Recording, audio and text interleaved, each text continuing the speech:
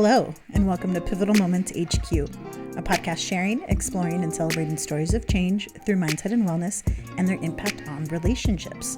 We are all agents of change and have the power to pivot at any point, at any time. I'm your host, Siria and Melissa, along with my co-host, Melissa Robena. On this episode, we talk about burnout, what it is, how to identify it, and how to reset from it. I know you really don't want to do this. I don't want to do this. I know you don't. But have you gotten enough sleep? Never. Never. Okay. I'm just walking tired all the time. All right. Have you eaten something? I'm always hangry. I'm always a certain level of hangriness going on. Could it be that you might be burnt out? Quite possibly. Well, then good news for you, my friend. We're going to be talking about burnout today. We're going to be talking about burnout, and you're the inspiration behind this episode. Oh, thank you. Thank you. Yeah, actually, a few weeks ago, Siria and I had scheduled to record a few podcast episodes, and I was like, look, I cannot focus. I cannot find the energy to not only do podcast stuff, but also my day job. And then I have some freelance work through Pug Productions, and I had absolutely no energy for any of it. Doesn't mean that I don't enjoy the work, but I literally could not do the things at all. Could not do the things. No. But I wondered though, just thinking broadly, based on like the pandemic, you read all the time about how, there's a lot of staff shortages and people are asked to do a lot more with a lot less resources. And that is just the perfect ingredients, the perfect storm, shall we say, for burnout. And I feel that that's kind of where mine is kind of stemming from, where, there's just so much going on and my company is big, but there's only maybe 2 or 3 of us doing admin stuff. And it's just so overwhelming that I'm constantly working because there's something to do. And just like over time, I'm just depleted. Yes, there's a lot out there on burnout right now at the moment. So it's actually a really interesting topic for us to dive into. But basically, burnout is prolonged response to chronic interpersonal stressors on the job. Yeah, I was going to say, because, one thing that I grappled with, because I have suffered from depression before, I was like, okay, is this depression or is this just burnout? So coming back to what you're saying, burnout is definitely job related or situation or task specific, whereas depression is just a little bit more general and there's really no context. You're just feeling blasé about everything. Right. And what's really interesting is that the characteristics of burnout include cynicism, depression, and lethargy. So when you have depression, which is a clinical diagnosis, right? Like that's something that you can get treatment for. Burnout is not actually a diagnosis. It's a state of being almost, where because you're exposed to this chronic stressors, usually job related, not always, because people who are doing double duty where they're parenting at home and also working full time, those kinds of, they're definitely experiencing a higher level of this burnout because you're getting it from all these different places.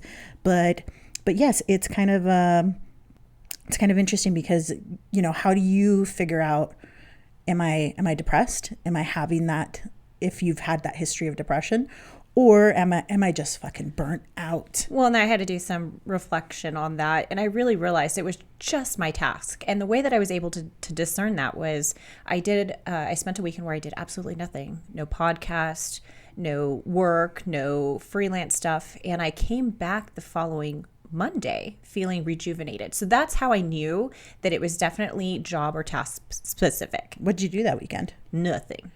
Like literally nothing? Like literally nothing. No, I actually think that's when it was my birthday weekend and you all came over. But it was so nice not to look at emails, not to think about work stuff, and to give myself permission just to kind of walk away. But it was nice because that time allowed me to see that it wasn't depression, which was also a relief in and of itself. But if it had been depression, you probably would have been like, yo, bitches, I don't want you here. Like, I want the house by myself. Oh, probably. Because I mean, that was probably the biggest thing where I just had no energy to do anything. But I was really looking forward to that engagement with everyone, and I had a wonderful time. It was just the thought of, I know we joked about it before in some social media stuff that we've done, where I spend most of my time. I think it's like, where could you always find me? I think was the question. And you wrote home, because that is where I am. More specifically, I'm in my home office all the time. So even just the thought of coming into this room, which is where we happen to be recording right now, but it was just like coming into this room, the idea of walking in here was just like, it almost like brought me to tears, because I just didn't want to be in here. And that's a huge, I don't want to say red flag, but like indicator that you're on the burnout thing. When you just are having this dread, right? And so I was looking at it, trying to see if I wrote it down or not. It doesn't look like I did, but when you're having that dread of, oh my gosh, I have to go back into this space, I have to go back to this place and do the things here, like that's a really big sign that you are, a sense of dread about work burnout feels as though it cannot be ameliorated.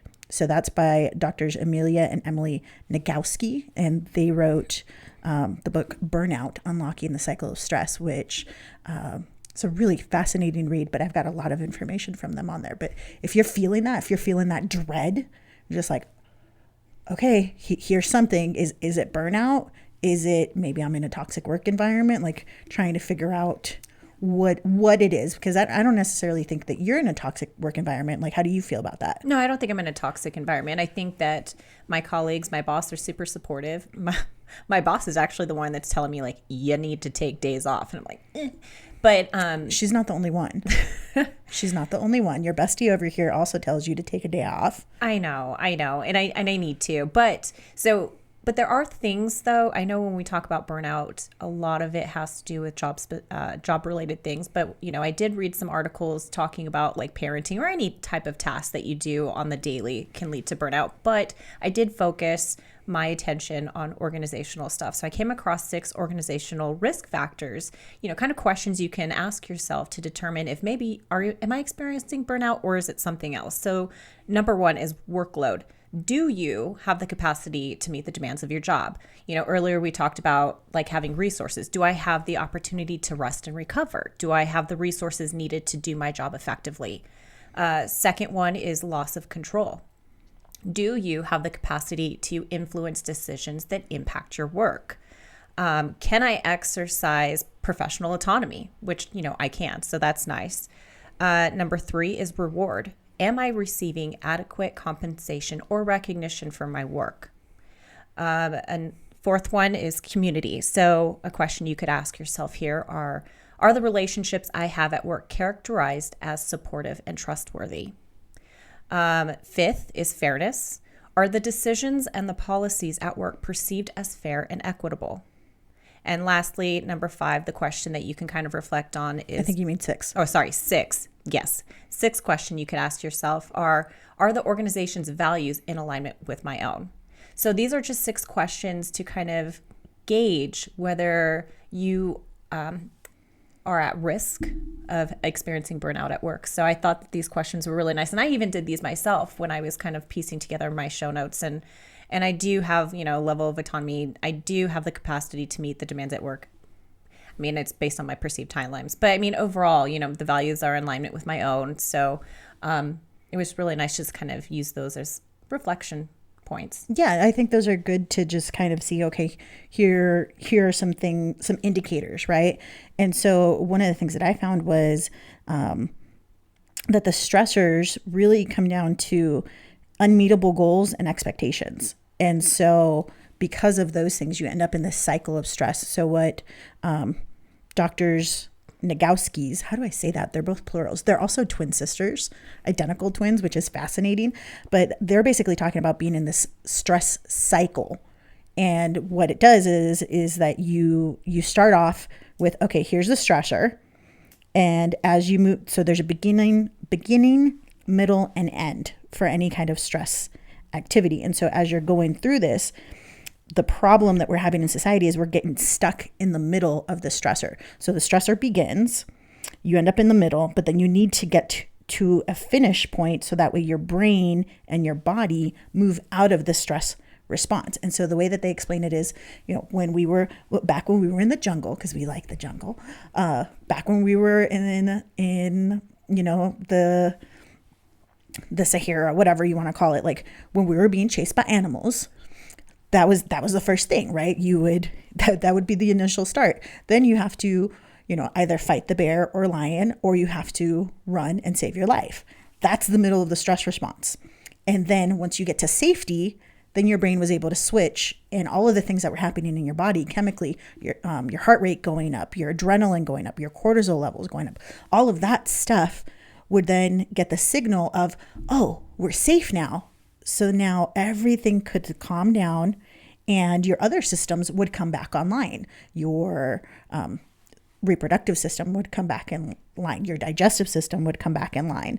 All of your physiological changes would be told, hey, it's good. We're good. We can go back to doing all these things. But part of the big problem that we have in society is that we're not giving our bodies the cue we're no longer in danger. So say you're working up against a deadline, right? Or you're in a work stress situation. You might mentally tell yourself, okay, we're good. We met the deadline, but you're not doing something to physically release the stress from your body. And that apparently, according to them, is the key to unlock this. I was like, oh, that's really interesting, because I know that stress lives in the body and that your body keeps the score. So knowing all of that, but I hadn't thought about what am I doing to intentionally end the stress cycle. And so they gave us some suggestions. I'll go over those with you real quick, which is to complete the stress cycle in your life. The ways to do that are to have some sort of physical activity, some sort of creativity. Laughing can do that. Crying, physical affection, and breathing. And so in all of that too, there was also connection as a way of doing it. So when you were talking about your story, when we all connected during your birthday weekend, that was a way for your body to know, hey, things are okay because I'm in community and I can let go of all of the stress that is accumulating in my body. Well, when we were talking about burnout and I was kind of piecing together my show notes, I was looking more of like the impact of burnout on your body long term. And I was like, well, fuck. Okay. Mm-hmm. So, you talked about it, the body keeps the score. We've mentioned it before on previous episodes. But yeah, when you're stressed or you feel threatened or you're coming up, upon a deadline, your body starts to release cortisol. And now cortisol plays such an important role in your body because it helps you monitor your blood sugar, blood pressure, your sleep cycle, how your body processes food. I mean, like absolutely everything. So when the threat has passed, kind of like what you were talking about, typically your cortisol levels drop down and our system returns to our baseline. However, when we're experiencing burnout, our body doesn't stop producing that cortisol and our bodies cannot return to normal. So which can lead to health problems. So, overwhelming fatigue and exhaustion, headaches, muscle tension, gastrointestinal disorders, flu, cold symptoms, and sleep disturbances. What I found very interesting though, is that if your cortisol levels remain too high for too long, your body responds by reducing lower cortisol levels. And in short, basically what happens is your body's stress response system has burned itself out, which can result to inflammation all throughout your body and can actually increase your risk for heart disease. Mm-hmm. Yeah. All of that, again, because your body is so fucking smart. Yeah, we like to think, no, I'm way smarter than my body. And your body's giving you the signals and the clues. And so that's why when I go back to some of the stuff that my counselor told me, is like, if you can't find a physical reason for your ailments, it's probably emotional. And guess what? If you're fucking stressed out all the time and you're not letting that stress out of your body, like that could be a huge indicator. Like when I had back pain for a year, that was stress. That was literally stress-induced back pain that I was not allowing myself to leave because, my body thought, this bitch is being chased by a lion all the time. That lion was a managing partner and deadlines and expectations that it couldn't meet.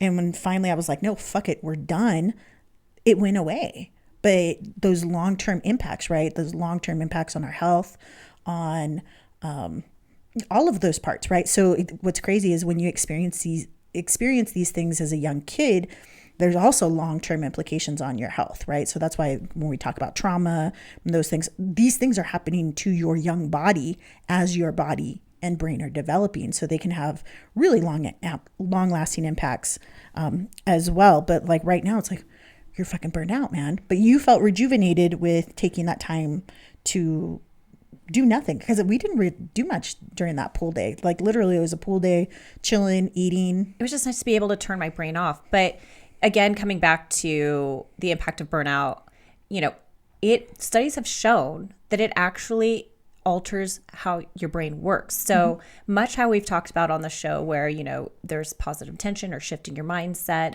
and how that takes mindful practice. Just, like any other habit, if you're constantly operating from a sense of burnout, you have diminished capacity to jump back, to build resilience, because you're operating again from that fight or flight mode. And so I think that if you're aware that you're experiencing burnout, there's hope, because if you can find ways to remove yourself from those burnout situations, even if it's just for a weekend, you can actually undo. There we go. There's the word. Undo the neural pathways of your brain so that they're operating in a more healthy way. I want my brain to operate healthy. I want it to be as optimal as it can be, because again, our bodies are just so smart, but we think we're smarter than everything and everybody, and that these things don't have an impact, but they really do. They have a huge impact on our well-being and making sure that we are just in a happier place. So one question that kind of surfaced for me as I was piecing together my show notes was, if burnout is job or task specific, whose responsibility is it to prevent burnout? Should intervention strategies occur at the individual level or the organizational level? Organizational level, 100%. 100% organizational levels. And the reason I'm saying that is because today, actually, the 7th annual Woman in Workplace survey came out, and this is done by the McKinsey Corporation and leanin.org. And what they were showing was that women in work, were leaving the workforce, especially over the last year with the pandemic, everything that's going on, right? But that something crazy, like 42% of women felt burnt out often or most of the time, while men were feeling 35% burnout. And it's worse for women of color. They're feeling it even more as you're going through things. And a big part of this has to do with this on-off culture. And so if you are always on, your level of burnout, that culture is driving you to burnout. So what organizations need to do is really set clear boundaries of, no, you are not expected to look at or respond to this quote unquote urgent request at this other time of day. Like there might be some flexibility, and that's one of the things that's really keeping women happy and at current places. So if you're, when we've talked about it a lot on the pod, if you're a place that is not allowing for flexibility, is not allowing for people to figure out their optimal time of working, those kinds of things, you're going to have less happy employees. And this survey certainly was saying that. In fact, 2 out of 3 women want to have at least 3 days of remote work. And what's interesting about that is it's more women of color who want that, who want to be able to have that flexibility, even though the feelings are, my employer is going to look at me as less competent, or they're worried about it. But white men have the least worry about it, and they also want to put the most face time at the office. I just came across an article, and I can't remember where it was, and I do apologize about that, but I was reading somewhere that, there is this negative stigma about working from home. However, it has been shown that people actually work about 10% longer at home than they did in the office. There's no boundary. There is no boundary. But coming back to the question, should intervention strategies occur at the individual or organizational level? I agree with you. It needs to be done at the organizational level. However, if you are maybe entry-level worker, or you're like, okay, well, I'm but one person, at least you know that there are strategies that you can do at the individual level to help your personal well-being. And I know that Siria had mentioned a few earlier. I really am a big proponent about taking more breaks, or even just listening to your body. One thing I definitely need to work on is avoid overtime work. Better work-life practices, practicing relaxation techniques. I know Siria is a huge proponent on breathing and meditation, strengthening our coping skills. Well, and I mean, as you're talking about that, yeah, I do think I think organizations have to show this is a priority and like really mean it, and have things that are clear for people to know, hey, the expectation is that you're taking care of yourself, and then have the people actually do that. Because one of the things that drove me nuts a couple of weeks ago, I was looking at, I can't even remember how I found this, but it was something like $600 million were gifted to our employers. And the way that this was done was there had been a shit ton of hours, like I think it was like 60 million work days of vacation days that were not taken.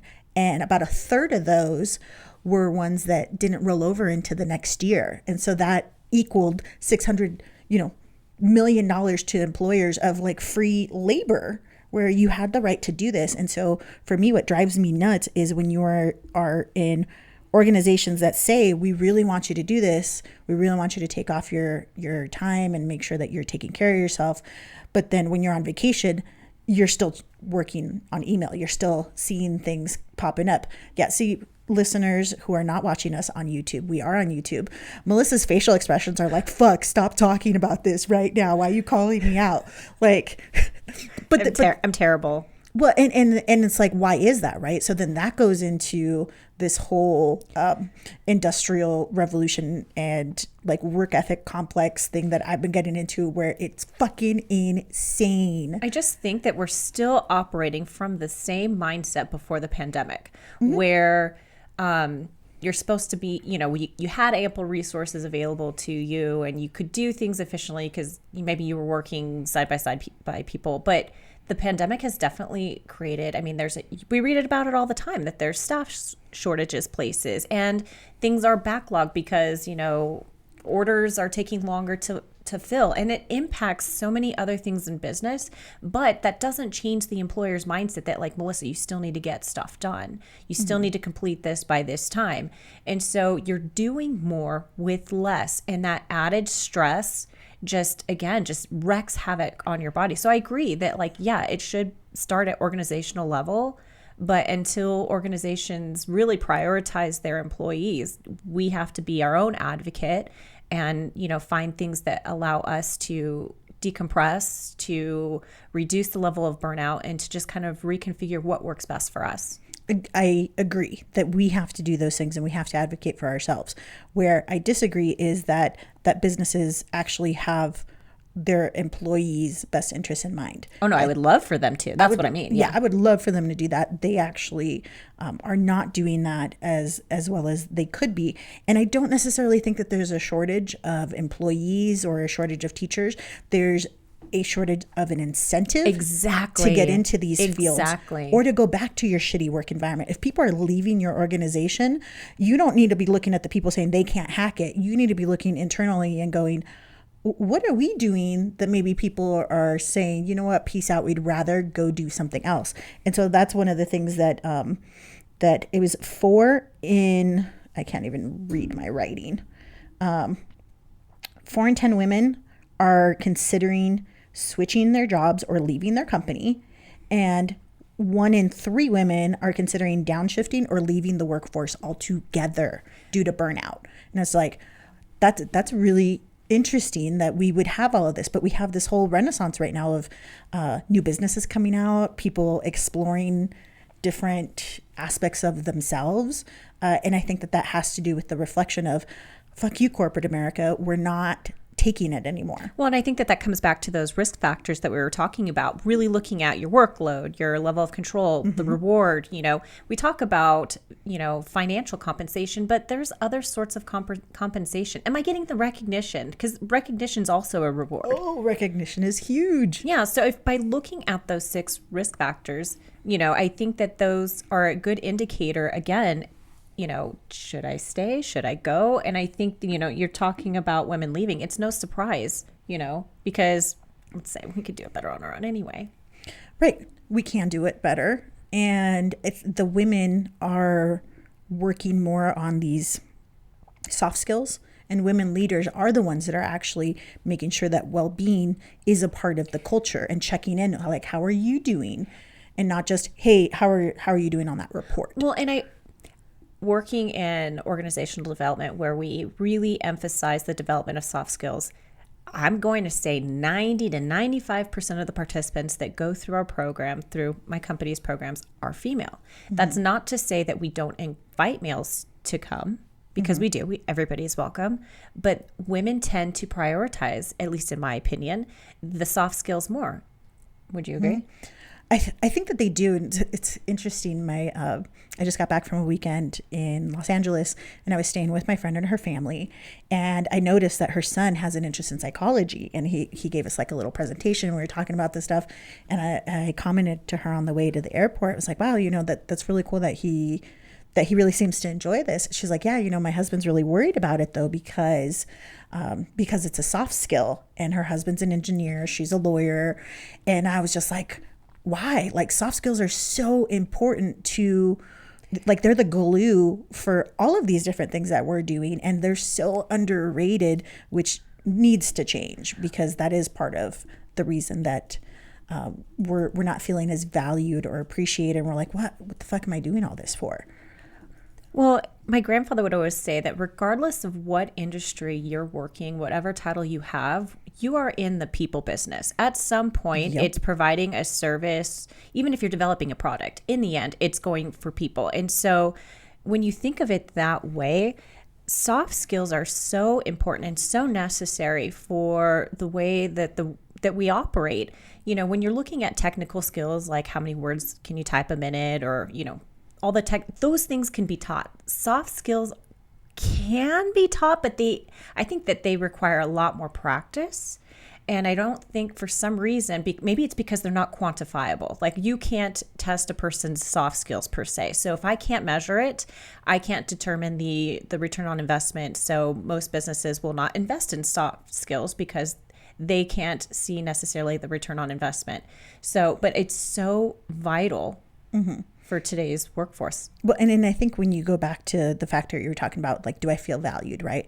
So in that same study, they showed that women are not being evaluated at all over these soft skills. They're not being, any kind of work they're doing for diversity and inclusion and mentorship and all these things. They don't become part of the evaluation of here's your annual review. And instead they're looking at the numbers and be like, oh, those are all like above and beyond things. It's like, no, this is part of my job. This is part of all of the things that I'm doing. And so feeling that lack of recognition there does make you feel undervalued, right? And is going to lead to that burnout feeling of, again, what the fuck am I doing here? I don't know. Fucking God. I don't know. So, I mean, having had your weekend reprieve, do you feel like you're still in a burnout mode, or how do you feel? It's funny you should mention that, because even the thought of coming in again to the office today was hard. And I don't know if it's just because it's Monday and I know it's like going to be another work week, and I'm like, ugh, because who really likes to work? But I think that I need to do it more frequently.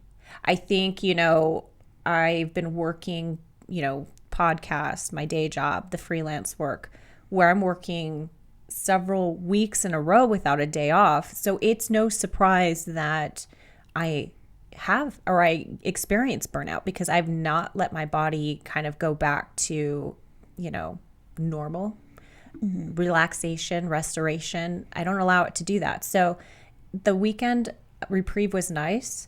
I even did it this past weekend. It was wonderful. I mean, I did absolutely nothing. But I think I just need to find more ways to incorporate a better work-life balance, because I definitely put work first as opposed to myself. And but I think you're not the only one, because that's part of the industrial complex stuff that's like got me so pissed off. But because you've mentioned it before, like, you know, that value that your dad had of you being, you know, being idle is like the worst thing ever, right? For sure. And so that is something that we inherited in the Industrial Revolution. And so that's why it's so much harder to take those days off, because you're feeling like, well, shit, I should be doing something. But allowing yourself to shift into, wait, doing nothing is doing something. It's doing so much for my body, for my mental health. Like, when you come back, you're going to be so much better at whatever you're doing because you've given yourself that space. Do you feel that that's that's changing definitely for you? It's definitely something that I noticed. So if I go like a few weeks ago, I think I went like 3 weeks without a day off. And I just noticed I had diminished creativity. I was having trouble kind of problem solving, and my memory, like I was in this like brain fog. And so, but when I allow myself time to relax and restore, I come back with new ideas. I get excited about coming to work, about the different things that I could possibly do for the podcast or my day job. So I come back with this renewed sense of almost like purpose, that I'm also bringing my whole self, not just a fraction of myself, because I'm not feeling that burnt out, that sense of dread, which kind of then just creates a veil over everything that I'm doing. Well, I'm glad that you felt refreshed and are not feeling burnt out at the moment. We want to hear from you. What do you do to reset from burnout? Let us know on our Instagram, Pivotal Moments HQ. We want to thank our producer and music director, Ron Johnson. This has been an Astronomicus DMR and Pug Productions podcast. Thank you for listening. Remember, it's never too late, and you're right on time.